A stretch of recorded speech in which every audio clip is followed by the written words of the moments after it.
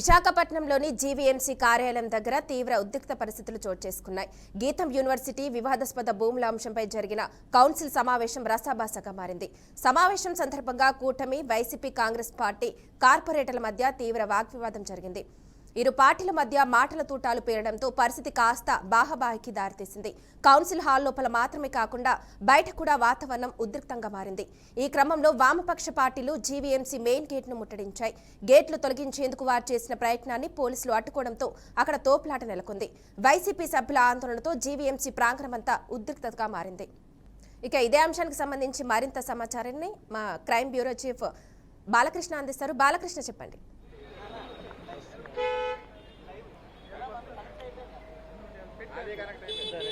మానస, ఈరోజు విశాఖపట్నం జీవీఎంసీకి సంబంధించి మరొక నెల రోజుల్లోనే జీవీఎంసీ కాలపరిమితి పూర్తవుతున్న నేపథ్యంలో ఈ రోజు జీవీఎంసీ సర్వసభ్య సమావేశం అంటే ఆఖరి సమావేశాన్ని కూడా నిర్వహించడం జరిగింది. ఇందులో 15వ అంశంగా ఇటు గీతం కాలేజీ దగ్గర ఏదైతే 54 ఎకరాల 97 సెంట్లు ప్రభుత్వ భూమి ఉందో దాన్ని భూ బదలాయింపు చేయాలంటూ కూడా అంశంలో చేర్చడం జరిగింది. దీనందరూ కూడా ఇటు సిపిఎం, సిపిఐ గానీ అదేవిధంగా వైసీపీ పార్టీలు కానీ వామపక్షాలు, వైసీపీ పార్టీ మొత్తం కార్పొరేటర్లు అందరూ కూడా దీన్ని వ్యతిరేకించే పరిస్థితి అయింది. అయితే మొత్తం కౌన్సిల్ మొత్తం రసాబసాగా సాగింది. ఇటు వైసీపీ కార్పొరేటర్లు, టీడీపీ కార్పొరేటర్లు బహాబాహికి దిగడమే కాకుండా ఎంతో మందికి కొన్ని దెబ్బలు కూడా తగిలాయి.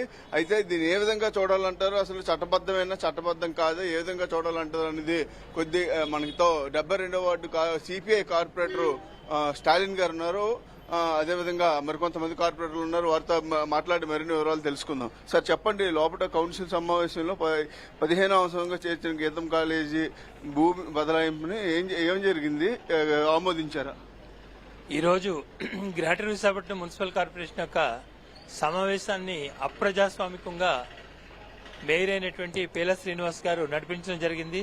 ఆల్మోస్ట్ తెలుగుదేశం అట్లాగే జనసేన మిగిలినటువంటి కార్పొరేటర్లతో అపోజిషన్ కార్పొరేటర్లందరినీ కూడా ఆయన కొట్టించే ప్రయత్నం కూడా చేయడం అనేది జరిగింది. కనుక గీతం యూనివర్సిటీకి 54 ఎకరాల 79 సెంట్ల భూమి అంటే సుమారు 5,000 కోట్ల రూపాయలు విలువైనటువంటి ఎంతో ముఖ్యమైనటువంటి భూమిని కట్టబెట్టేటువంటి ప్రయత్నంలో భాగంగా 15వ అంశంగా ఎజెండాలో చేర్చడం జరిగింది. కనుక 15వ అంశాన్ని తొలగించాలని, రెండవది ఏంటంటే వీరి యొక్క విషయాలన్నీ కూడా బయటపడదా అనేటువంటి దాంతో ఏంటంటే ఈ రోజు మీడియాను కూడా సమావేశం మందిరంలోకి రాకుండా మేయర్ గారు నిషేధించినట్లయితే ప్రతిపక్ష కార్పొరేటర్లుగా సిపిఐ, సిపిఎం అదేవిధంగా వైసీపీ కార్పొరేటర్లైన మేము ముందు మీడియాని లోపలికి అనుమతించాలి. రెండవది 15వ అంశమైనటువంటి గీతం యూనివర్సిటీకి 54 ఎకరాల చిల్లర భూమి బదలాయించేటువంటి ఏజెండా నుంచి తొలగించాలనేటువంటి డిమాండ్ చేసినట్లయితే ఆయన మొదట తెలుగుదేశం కార్పొరేటర్లతో దౌర్జన్యం చేయించారు, అట్లాగే జనసేన కార్పొరేటర్లతో దౌర్జన్యం చేయించి ఆయన వెళ్లిపోయి మరలా తిరిగి వచ్చిన తర్వాత ఆయన అదే విధమైనటువంటి వైఖరిని కొనసాగిస్తూ ఏ రకమైనటువంటి ఏజెండాని కూడా 1 నుంచి 15 అంశాలు ఉన్నాయి. 15వ అంశం భూ బదలాయింపు. కనుక 1 నుంచి 15 వరకు కూడా ఒక్క అంశం కూడా సెక్రటరీ సెల్ వాళ్ళు చదవకుండా ఈయనే కుర్చీలో కూర్చుని వెనకాల పోలీసు వారిని వలయంగా పెట్టుకుని మొత్తం 1 నుంచి 15 వరకు కూడా ఆమోదించబడ్డాయని చెప్పేసి ఆయన కుర్చీలో నుంచి దిగిపోవడం అనేది జరిగింది. ఏ రకమైనటువంటి అంశాన్ని కూడా చదవలేదు. కనుక మున్సిపల్ కార్పొరేషన్ యాక్ట్ 1955లో సెక్షన్ 87, 88 కౌన్సిల్ సమావేశాలు ఏ విధంగా జరపాలి, ఏజెండా ఏ విధంగా చర్చించి ఆమోదించాలనేటువంటి ప్రొసీజర్ ఉన్నట్లయితే ఆ ప్రొసీజర్ అంతటినీ కూడా విశాఖపట్నం మేయర్ గారు తొంగులో తొక్కి ఈ రోజున ఏంటంటే నిరంకుశ వైఖరితో అట్లా ఆయనే ఆమోదించవలసింది కౌన్సిల్ సభ్యులు, మేయర్ గారు కాదు కదా. కానీ దానికి విరుద్ధంగా ఆయన చేశాడు. కనుక మేము సిపిఐ పార్టీగా కోరేది ఏంటంటే అవి ప్రజాస్వామ్య పద్ధతిలో ఆమోదం అనేటువంటిది జరగలేదు. కనుక ఆ 15 ఏజెండాలని కూడా రద్దు చేయాలి. ముఖ్యంగా 15వ ఏజెండా కొన్ని వేల కోట్ల రూపాయలకు విలువైనటువంటి భూమిని గీతం యూనివర్సిటీకి అతి తక్కువకి కట్టుబెట్టేటువంటి ప్రయత్నంకి సంబంధించినటువంటి అంశం కనుక దాన్ని ముఖ్యంగా రద్దు చేయాలని చెప్పి విశాఖపట్నం జిల్లా కలెక్టర్ గారికి, కనుక రాష్ట్ర ప్రభుత్వం ఈ మేయర్ని ఇక్కడ కూటమికి సంబంధించినటువంటి మేయర్ ఉన్నాడు కనుక ఈ రకమైన ఆదేశాలు ఇచ్చి ఇది. రెండవది విశాఖపట్నం పార్లమెంటు నియోజకవర్గానికి ఎంపీగా ప్రాతినిధ్యం వస్తున్నటువంటి శ్రీ భరత్ గారికి కూడా ఇది సిగ్గుచేటైనటువంటి విషయం. ఎందుకంటే మీరు పబ్లిక్ లైఫ్ లో ఉండి ఈ రోజున మీకు 54 ఎకరాలు ప్రభుత్వ భూమిని మీరు ఆల్రెడీ గోడ కట్టేసుకుని ఆక్రమించుకున్నారు. గత ప్రభుత్వం దాన్ని ఎరగొట్టింది.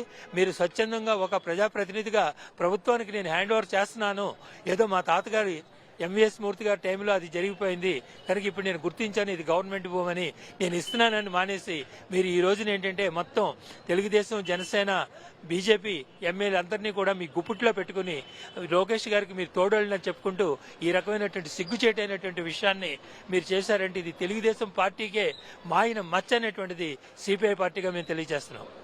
అదే ఇక్కడ పూర్తిగా కూడా ఏదైతే ఎంపీ భరత్ ప్రజాప్రతినిధి అయ్యుండి విశాఖ స్థానిక ఎంపీ అయ్యుండి కూడా ఎటువంటి కార్యక్రమాలకి పాల్పడడం సరికాదు. అదేవిధంగా చూసుకున్నట్టయితే ఇక్కడ మొత్తం భూ బదలాయింపు ఏదైతే జరుగుతుందో ఇది అక్రమంగా కూడా మీడియాని అలౌ చేయకుండా మొత్తం తలుపులు చాటున తెరచాటున కూడా ఇదంతా కూడా అంశాన్ని అయితే మాత్రం ఆమోదిస్తున్నాం అంటూ మేయర్ చెప్పడం జరిగింది. అయితే 15 అంశాలు అజెండాలో చేర్చగా ఒక్క అంశాన్ని కూడా చర్చించకుండా 15 అంశాలు కూడా ఆమోదిస్తున్నాం అంటూ ఇటు మేయర్ లేచి వెళ్లిపోవడం కూడా చర్చాంశనీయంగా మారింది. అయితే దీనిపై మరింత వివరాలు తెలుసుకునేందుకు మనతో కార్పొరేటర్ సిపిఎంకి సంబంధించి కార్పొరేటర్ గంగారాం గారు ఉన్నారు. ఆయన అడిగి మరిన్ని వివరాలు తెలుసుకుందాం.